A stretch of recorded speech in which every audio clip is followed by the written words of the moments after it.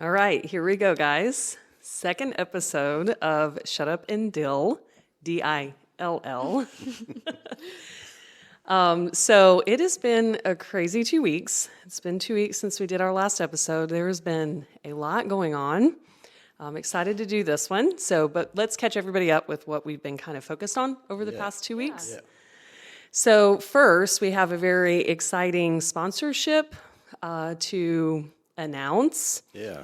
I think you'll notice on the table for our YouTube viewers that we have a hat for 002, which is a tournament organization that we really enjoy playing, and we'll talk a little bit more about that later.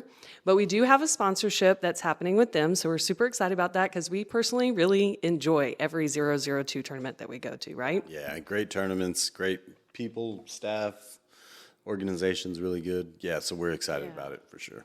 Yeah, so we were stoked when they came to us and had an idea about a sponsorship, which means for our listeners that you get a 10% discount on all 002 tournaments that you register for. All you have to do is use code DILL, D-I-L-L. Yep, you get a 10% discount at checkout when you register for those tournaments. Mm-hmm. The closest one, or I guess the soonest, is going to be Fredericksburg, November 4th, November 5th. Yes. I haven't seen the venue, but I'm sure it's great. That's one of the things we love about 002. They find these great places and great hosts for the tournaments, and Fredericksburg is just it's a great city all around. It's a great way to spend the day if you go 0-2 in your tournament, in your draw. There's good food, and there's wineries. There's lots to do in Fredericksburg, so we're excited about this one. So hopefully you guys get registered out there and use that discount code. Yeah, use it for sure. So what we're going to focus on for this episode, since we're announcing our 002 sponsorship, we thought we would talk about tournaments. Yeah. What do we love? What do we hate? There's a lot of different organizations.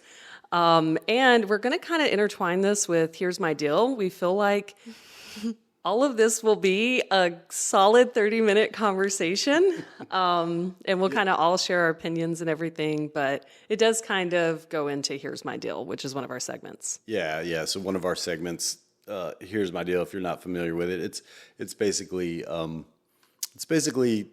something we observe that maybe grinds our gears, and we get to rant a little bit about it, and we call it Here's My Deal. Like basically, here's my deal with that or with this. So, yeah. One thing I will say is that when I started playing, I didn't even know that you could play tournaments in pickleball. I definitely didn't know how to sign up, so I was very lucky that Jimbo kind of did all of that. He told me where to go and told me when to sign up. So pretty much a lot of the registrations are on pickleballbrackets.com. So for our new listeners that maybe don't have as much experience, you can just go to pickleballbrackets.com and you can see everything that's going on across the U.S.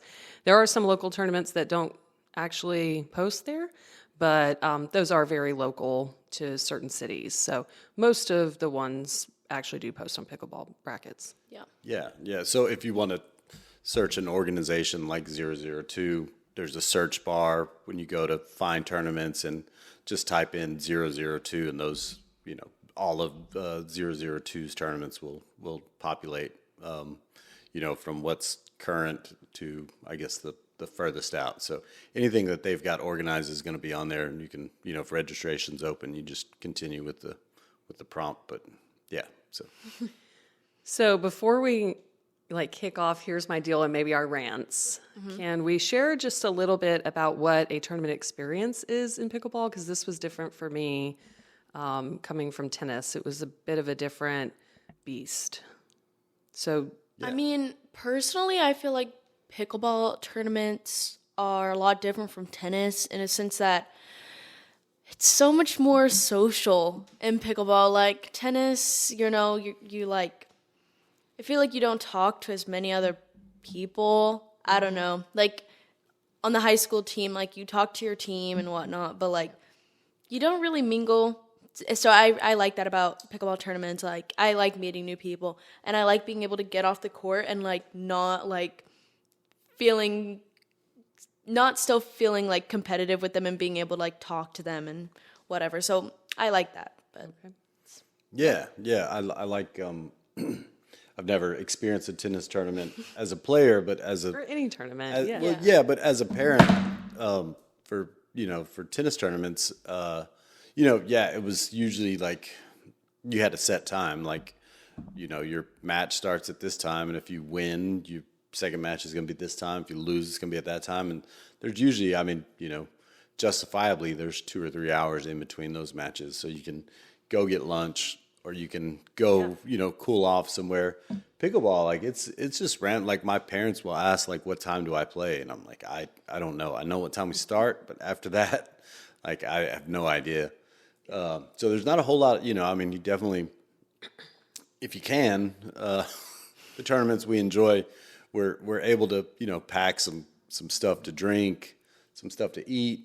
Because a lot of, there are some tournaments where they don't want outside food brought in and stuff. So it makes it really tough. Like I find myself in pickleball tournaments, like, not really remembering when the last time I ate a meal was. It's usually snacking, and that's really all you have time for. Unless there's a long delay, which there can be sometimes. We'll get into that later too. But it's very fast. Once it kicks off, they're very fast. When tennis, it seemed like there was some downtime, and you kind of knew what You have to time in expect. between. Yeah. Yeah, you get a start time in pickleball, and then once your start time kicks off, you're there for however far you make it into the draw. And, some of the more competitive tournaments, it's, if you lose twice, you're out. And some are round robin style, so I'd look into that too if you're looking at tournaments. Depending on the draw size, they might be round robin, which are guaranteed 6 matches. So you have to think about that when you're thinking about what you're bringing to eat and drink through the day, because you can be there for a while. And then some of the other ones, they may have a larger draw, but then you go to, you lose 2, and then you're out. So your day is done. Yeah. So. So yeah, I would say if if you're listening, if you haven't played a pickleball tournament, like plan accordingly. Look at the description. Look at some of the information on that tournament. See if they allow outside food and drinks, and if not, like what's going to be on site. Because eat before you get there. Just plan accordingly and check out some of that information before you just show up with a paddle and a bottle of water. And if you happen to be in Texas, always bring something to keep you cool and sunscreen, because I make those mistakes all the time. So we're going to kick off our more maybe controversial side of the show. And I know people listen for this, so we do want to kind of put a disclaimer that what we are going to say is like our opinion, and we want to be honest about what our experience has been and what our opinions are. They may change over time, but today, this is kind of where we stand with different, tournaments we've had, different organizations we've dealt with, right? Yeah. I wouldn't. I mean, I don't know if there's anything controversial. It's just it's just honesty. It's our opinion, and I don't know, but I imagine a lot of people probably have the same opinions because we talk to a lot of them. But yeah, could be. So Vivi, I think I'm gonna start it off with a particular tournament that I normally would play in. I have decided to stop playing in the Next Gen APP tournaments. It's a junior tournament for ages 16 to 23, 4-0 and above. And recently, Ken, the owner of the APP, has created a national junior team, which is great, with the best juniors. And at the past few tournaments, since this team has been a thing, he has been catering a lot more to those specific players, which is, I mean, it's fine. Like, I get it. That's who you want to watch. But when you're saying, like, oh, like, we care about the amateurs and we care about the juniors, like, you care about the good juniors. And that's another thing with, like, the championship court that they live stream. Ken will be like, well, nobody's going to go to YouTube to watch, like, kind of not good juniors. And I'm like, I've never seen more than like 500 people on that stream. Like, I really think, like, if you say you're going to, try and get the junior name out there, like, put all of the players on there and, I'll name drop a little bit.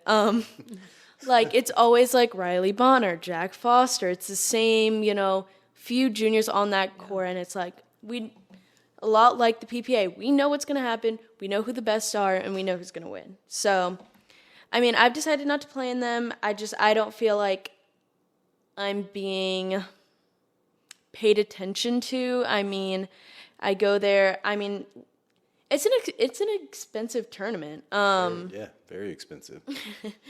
It's like, I mean, you pay for all events, and it's like $350, maybe $400. Whoa, I didn't know that. Yeah. It's Really? Yeah. yeah. No, no. But Oh, I no, mean, now I have a rant about this. Yeah. Is that for real? Yeah. the selling point behind that is, I mean, Is there a there's selling point, though? there's usually it's a senior pro that's well, okay. Yeah. But there's a senior pro that's doing instructional, doing a clinic, Yeah. for those who are out early. It's a very expensive clinic. Yeah, and then there's a seminar, talking about, usually it's your socials and Yeah, it's the same. there's three dinner. seminars. There's dinner included. These are usually held at like Chicken and Pickle. Yeah. So there's dinner and, but yeah, it's a very expensive expensive. weekend. If Chicken and Pickle or the venue isn't local to you, then Yeah, you're looking at another few $100 to Yeah. stay the night, like Yeah. Thursday, Friday, Saturday.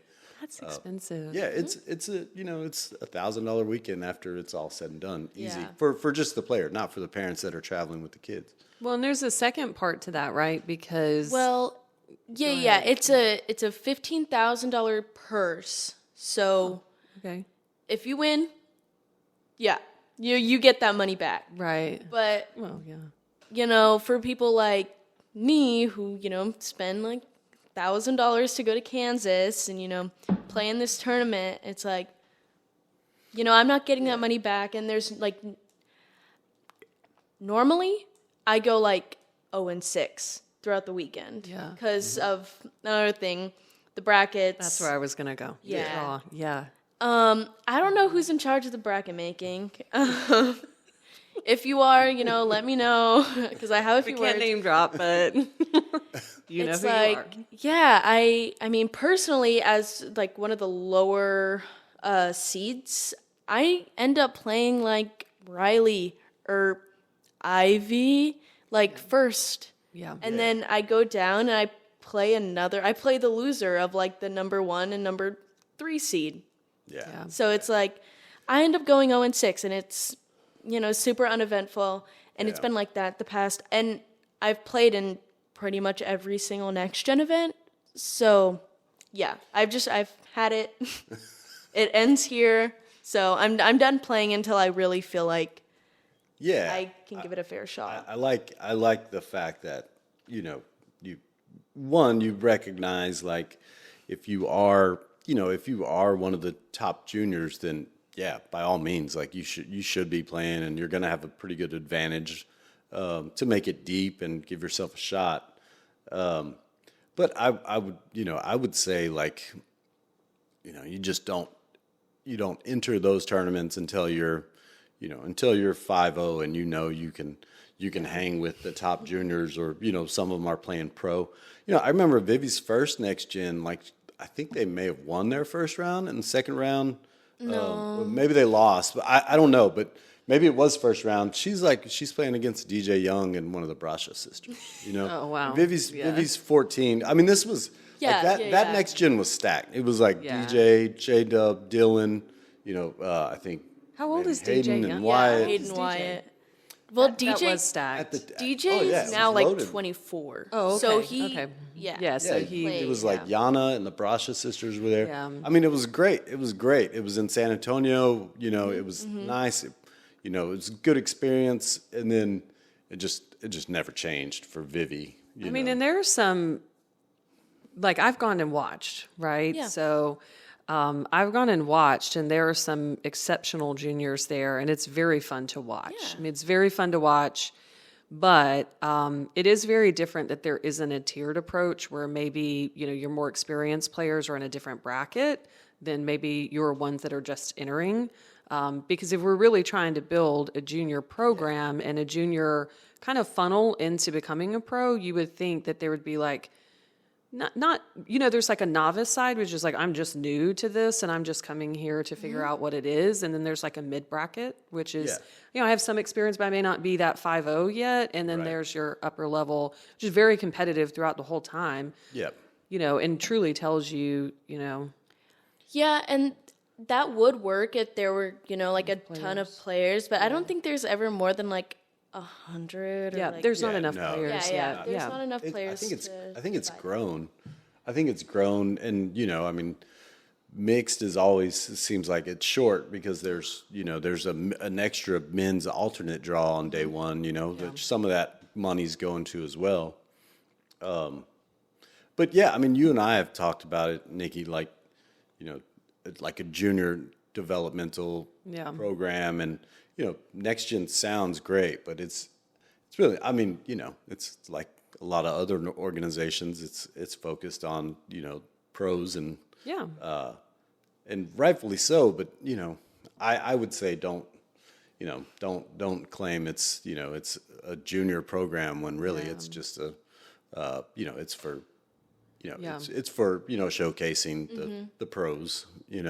Yeah, and if you're ready, I mean, one of the things that I really respected about watching you in those tournaments, Vivi, is that it is tough to see that kind of draw and play those players right away. And I never really saw you give up and say, okay, I'm not going to even try, right? You tried and you kept going at it, where I think a lot of players mentally, especially if you're trying to emerge in a sport and learn the sport and getting your first experience at a tournament, if that's the tournament that you choose, that could be a really negative experience.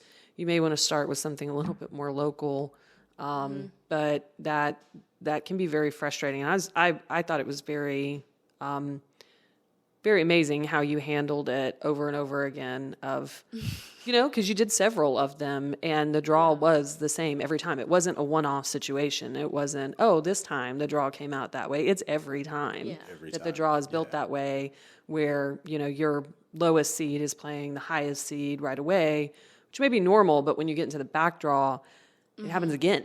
Yeah. Wow. Yeah. Well, it's, and also Vivi's just now, like you're just now getting to the age where, it's the age that's advertised on the tournament is 16 to 22.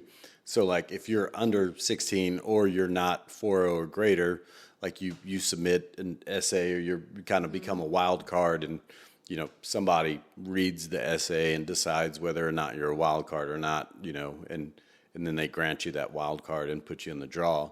But I think your first one, you were probably 14 or 15, and for the most part, like you're going in as the youngest. There's a handful of other young people your age that that were wild carded, but yeah, I mean you're going against 20-year-olds. I mean, which is nothing new to you because you play against grown. That's a lot of how juniors start in pickleball. It's very interesting. Well, I was going to say, that now that the PPA got rid of the junior category, which I played in my first Texas Open junior singles, they got rid of that. So it's like juniors who want to play other juniors don't have a lot of choices. Yeah. So That's difficult. It's and tough. you have to play adults. Yeah, you play adults. And it's difficult for the adults. Like I've seen some, we haven't run into it, but I've seen tournaments where there's a 12-year-old kid on the court playing adults. In Houston, we did. Well, in Houston, I'm saying like at a PPA tournament, we haven't really hit that yet, but I've seen many draws where, there's some young juniors out there playing adults, and as an adult, it can really, it's like, whoa, wait, do I really go for the shot I would normally go for, or do I be a little bit cautious? They're great players. Yeah. Get nothing wrong, but it does psychologically play with you a little bit of, do I go for everything I normally would, or do I hold back a little bit? Oh, wait, this kid is actually really good, so I do need to go for my shots. Yeah. So we'll kind of, I guess we have an opinion too that kind of strays away from next gen, but talks about tournaments in general. So we have somewhat strong opinions about some of the tournaments we've played in and organizations that kind of run them. So do you want to kick it off, or do you want me to? Yeah, I mean, I can. Are we talking positive, negative? I think we What are can we share talking about here? both. We can share both. Yeah, let's start with the positives, and then, because I think there was a lot of positives for me in the beginning, and then the more you get to know and the more you experience, the more you find the kind of cracks in the system of, oh, wait, this is a big negative. Yeah, I mean, I think that just be real honest. I think like the first tournament we played was like a USA PA. It was College Station. Yeah, Great director. That's right. There's lunch. that There's I mean, it's well organized. The courts are nice. The venue's great. They do everything they can to clean courts. But there's and it was like always around Thanksgiving time, that particular tournament. Bad weather, but hey, don't worry about the weather. We got a backup plan for that. You know, that's what I like to hear going into a tournament because, I mean, if you've played tournaments, like the first thing you're doing when it gets tournament week is start looking at the weather. Like, it's going to be hot, it's going to be cold. Oh my God, it's going to rain. Are we going to get canceled? So that tournament director for Aggieland was great. Like, still is. Fantastic. Like, puts on great events. Yeah.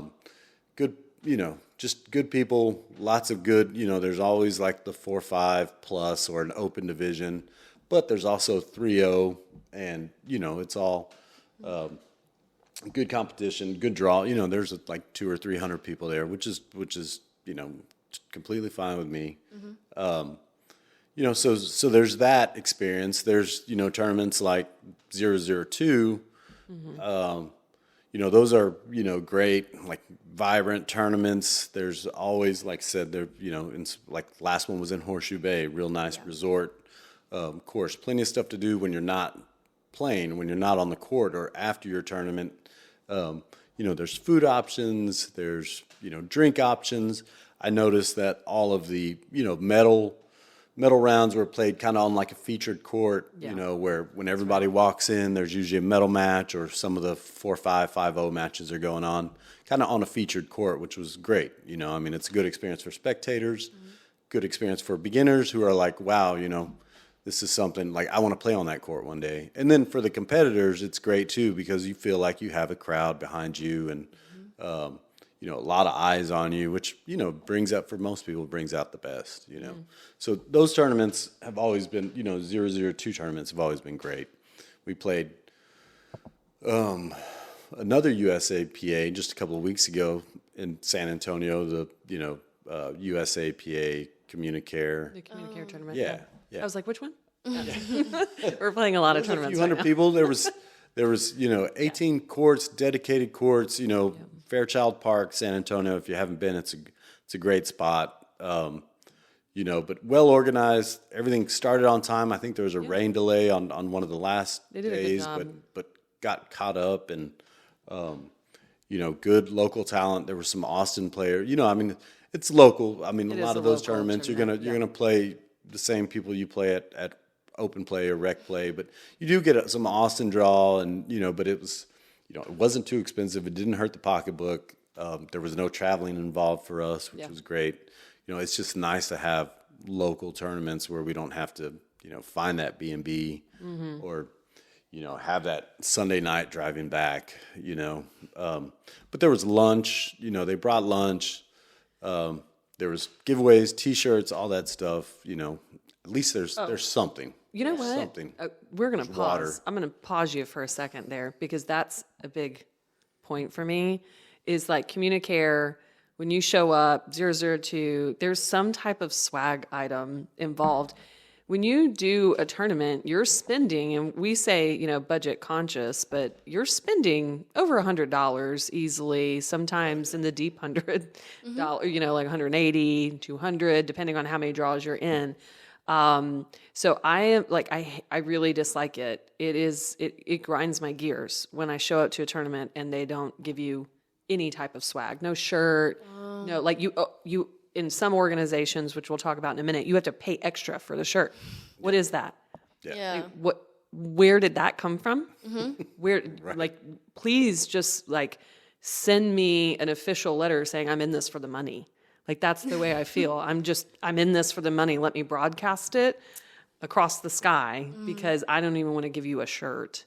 So I really like a tournament that offers, it doesn't have to be huge swag. I mean, some of the swag I don't even use, Yeah. but I do like a swag bag, especially if you're spending over $100 on a tournament. Yeah, for sure. Yeah, I mean, if you can't see, but like the hat up front from 002, it's a nice like rope hat, and that's given to you when you just for signing up when you walk in, like they're handing out hats, and and for some of the organizations like PPA, right? Like you don't get anything without paying extra. I mean, you get a medal if you can fight through some of the treacherous elements. And that's kind of what we're getting at, right? Like some of the PPA experience for me just hasn't really been great. I mean, I think the first Texas Open I played back in 21 was nice at Rockwall at the Oasis. I like that facility. I feel like that facility is great. That facility is great, and this was before they had all the dedicated courts, so there's temporary nets. But that was great, and then it shifted. Like over the last couple of years, we've played PPA Austin a couple times, and there's like painter's tape that skids. The nets are like blowing away. The last PPA Austin, there was rain and wind like the first 2 days. That was a miserable tournament. Yeah, like I signed up for singles, and first day, I think it was, I think it might have been Friday, and you too. I mean, singles was that day. I bought weather insurance, so if there was rain or if there was any kind of cancellation, I get my money back for that percentage of my money back for that event. For that draw. Yeah, so instead of canceling, there was good rain, and instead of canceling, they decided to do 1 game to 11, no back draw.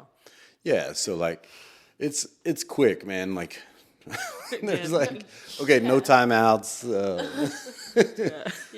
Loser has to break down the net when it's over with. It was a joke. Y'all kept going on and on about y'all. The PPA is doing this now. Rally scoring 1 game to 11, no back draw. No, it wasn't that, but it was. I mean, it felt like that. It was over. I think I lost 11-8, like to the person that went on to win gold. Like there's no telling. Like just cancel it, man. Like, but that means you have to get back money. I get it, but shit, just give back, just give back the money,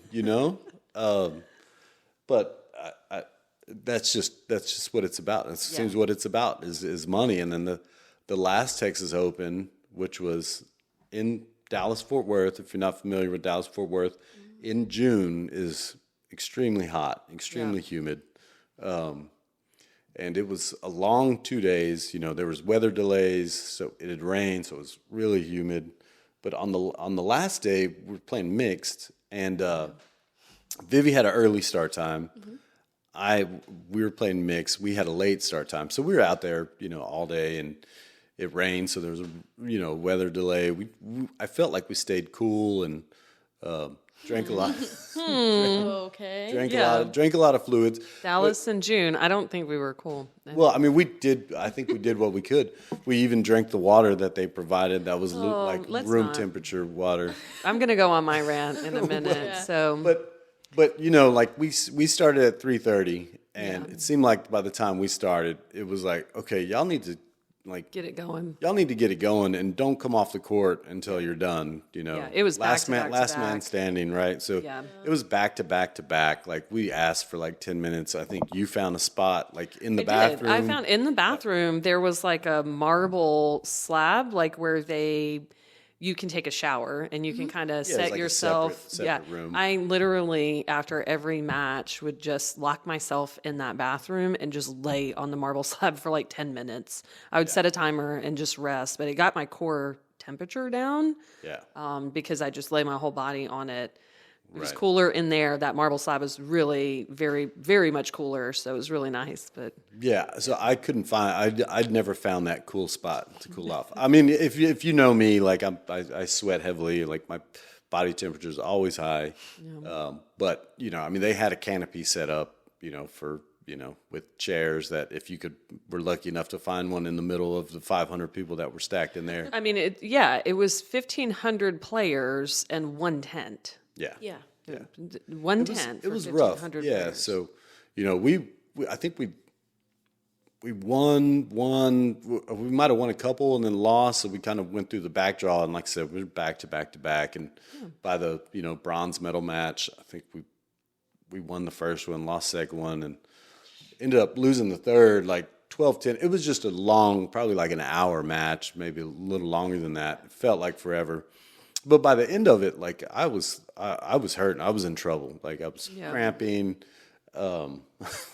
This is funny to you? No, it's not. I know what's coming, so it is funny to me. Yeah, so I'm cramping and I'm trying really hard to take a medal picture and I just can't cool off. And in the meantime, there's PPA staff is like breaking down like around the medal stand. There's like there's nets piled up and just all their equipment. I can tell they're ready for they're waiting for the last match to finish so everybody can just get out of there. And, on the ride home, I just continued to cramp, ended up going to the hospital, or trying to get out of the car and I couldn't. So we called the EMS and, came and got hooked up to fluids and got sick and, went to the hospital and come to find out it was exhaustion and kidney failure and all this stuff going on. Not that that's the PPA's fault, but. Oh yeah. No, it's So when not. I'm going to pause you for a second because when we showed up on Friday, there was already somebody in an ambulance from the heat. Let me take that back. No, that's a different tournament, right?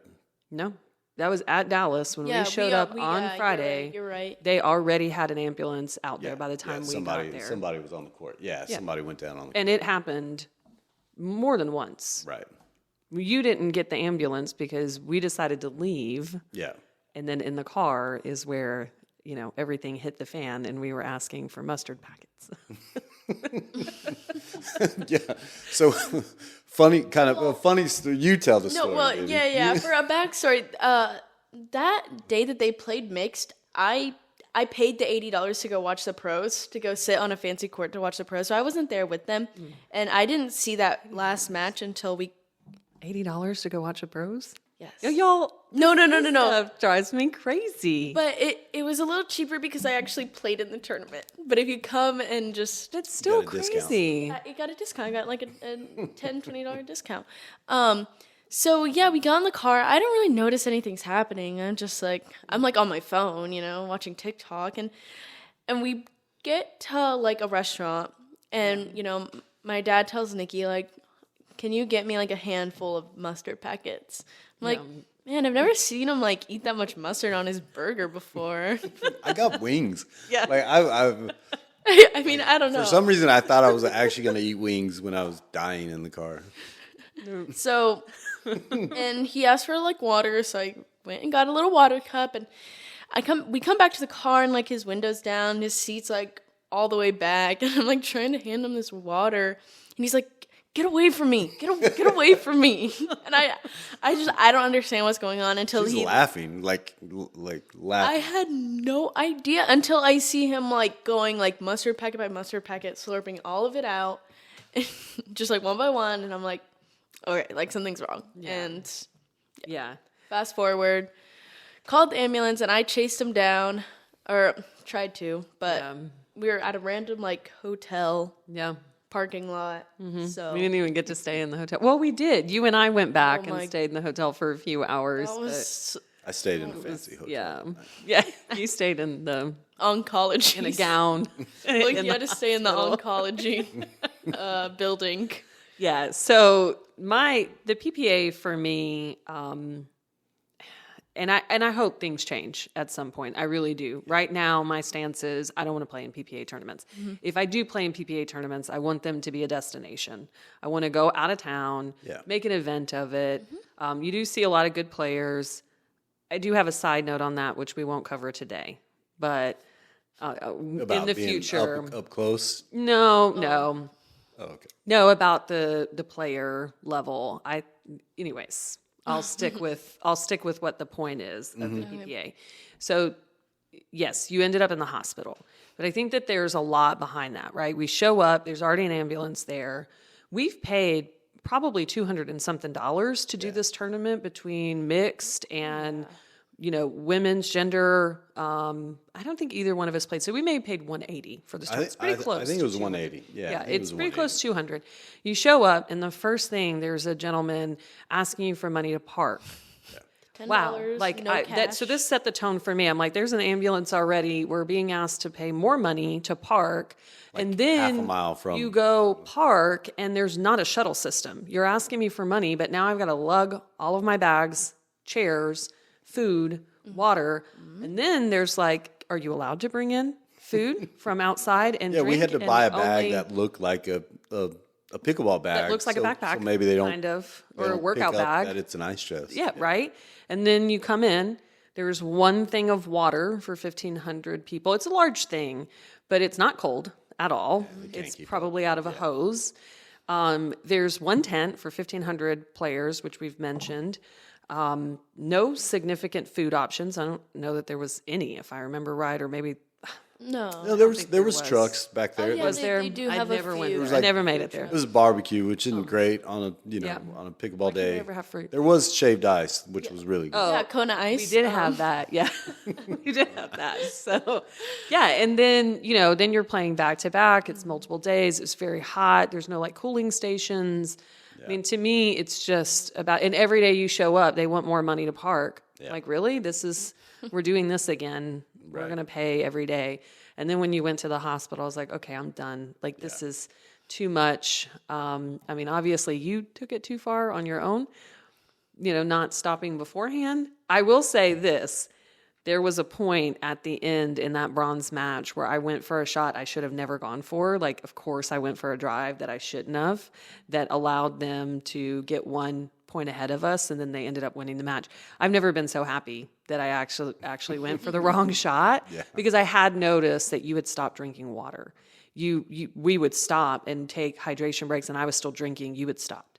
And that concerned me. You were starting to get dazed looking. Yeah, I couldn't. I think I was to the point where I didn't want to like spend any extra energy on drinking. Like I wanted the match to end. And I don't know if anybody's out there had exhaustion, but you really don't have the energy to eat or drink. I don't know how I was playing, but anyways. Yeah. So right now you and I are on a hiatus from the PPA unless it's like a destination. Yeah, so me and Vivi were in LA moving Maddie, my oldest daughter, back, and the Takea showcase was happening at the same time. And that was like one that we considered, like, should we maybe go and play mix that day? Yeah, if it's like you said, if it's I think destination tournament for us, we'd look into it. But still, man, it's, it's $180 for 2 events, and then it's well over $200 if you want a shirt, and then you got to pay extra if you want to even watch any of the pro matches that are featured on the that's the big deal, right? Play where the pros play. I mean, that's the I mean, I think I don't know, like separate us, Can I just sit out and just watch it on YouTube because it's there? Well, no, you can watch on Amazon gonna- maybe. Amazon Prime. That's not all of them. That's only some of them. Yeah, but I'm to the point where like I said, I'm completely fine playing amateur tournaments and not necessarily playing where the pros play. Like if I want to watch the pros, I'll find a way to watch them. Yeah. I don't need to pay that extra tag to be next to them. You know what I mean? Yeah. I mean, I respect them, and maybe one day I'll get to play against a couple of them. But until then, like, Yeah, I mean, I'm perfectly fine, kind of staying with the amateurs, staying Yeah. where I belong. Yeah.